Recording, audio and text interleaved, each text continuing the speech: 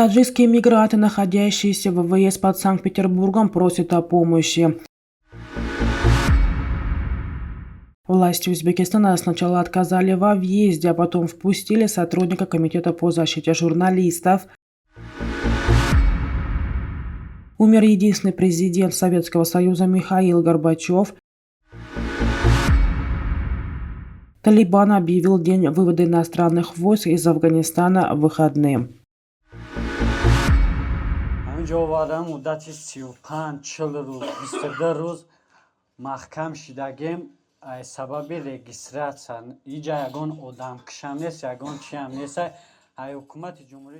Десятки таджикских мигрантов заявили об ужасных условиях в изоляторе временного содержания иностранных граждан Красное Село под Санкт-Петербургом. Все они задержаны за нарушение правил пребывания в Российской Федерации.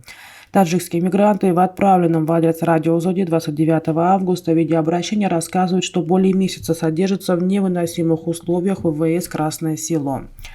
Одному из наших братьев почти 60 лет, ему приходится очень трудно. У другого туберкулез, он все время лежит. Условия здесь ужасные. Мы просим власти Таджикистана оказать нам помощь. Мы никого не убивали, всех нас задержали из-за отсутствия регистрации, говорит один из мигрантов.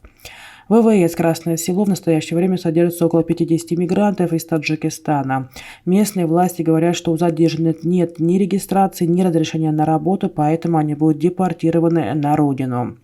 В Генконсульстве Таджикистана в Санкт-Петербурге заявили, что им известно о задержании таджикских мигрантов, но их могут выслать из страны только по решению суда. Один из сотрудников Генконсульства Таджикистана добавил, что раньше процесс депортации мигрантов длился до 3 месяцев. Сейчас миграционные власти обязаны решить этот вопрос в течение 1 месяца. Однако, по словам мигрантов, некоторые из них находятся в ВВС Красное Село более 40 дней.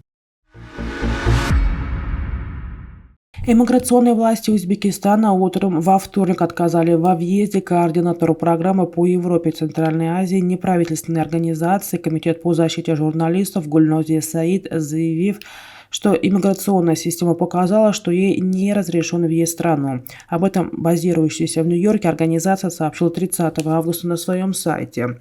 Саид продержали в Ташкентском аэропорту около 5 часов, где, как заявили власти, она должна была оставаться до вылета рейса в Нью-Йорк, запланировано на 1 сентября.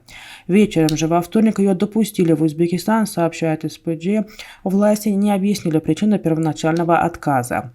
Узбекские медиа сообщают, что во вторник Фонд поддержки и развития национальных масс-медиа обратился с запросом в государственные органы Узбекистана, регулирующие вопросы въезда в Узбекистан и выезда из него.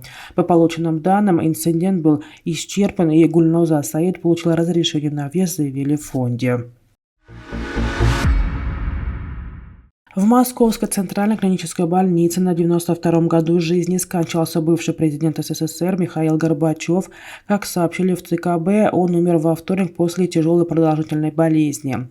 Российские информагентства сообщают со ссылкой на близких экс-президента, что с начала пандемии коронавируса Горбачев находился в ЦКБ под наблюдением врачей. Последний год он постоянно находился в больнице. Сообщается, что Горбачев будет похоронен на Новодевичьем кладбище рядом со своей супругой Раисой Горбачевой. Дата похорон пока не определена. Михаил Горбачев был последним генеральным секретарем ЦК КПСС, а также первым и единственным президентом Советского Союза. Горбачев – лауреат Нобелевской премии мира и учредитель Горбачев фонда, который занимается исследованием перестройки, а также проблем российской и мировой истории. Радикальное движение «Талибан» решило сделать государственным выходным день вывода иностранных войск из Афганистана. Об этом сообщает новостное агентство ХАНА. 31 августа 2021 года завершился вывод подразделений армии США из Афганистана. Это были последние подразделения иностранных войск, которые вели военные действия в стране с 2001 по 2021 годы. 20 лет иностранные войска вели боевые действия против талибов и других террористических группировок, действующих в Афганистане. В феврале 2020 года США договорились с талибами о заключении мирного соглашения. Затем американский контингент постепенно сокращался в Афганистане. Финальный этап вывода иностранных войск произошел после того, как в ночь с 15 на 16 августа талибы без сопротивления заняли Кабул.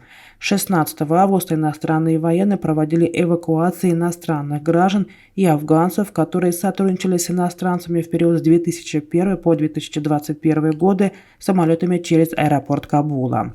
31 же августа эвакуации и вывод иностранных войск были завершены. На последнем американском самолете афганскую столицу покинули командующий американскими войсками в Кабуле Крис Даханью и посол США в Афганистане Росс Уилсон.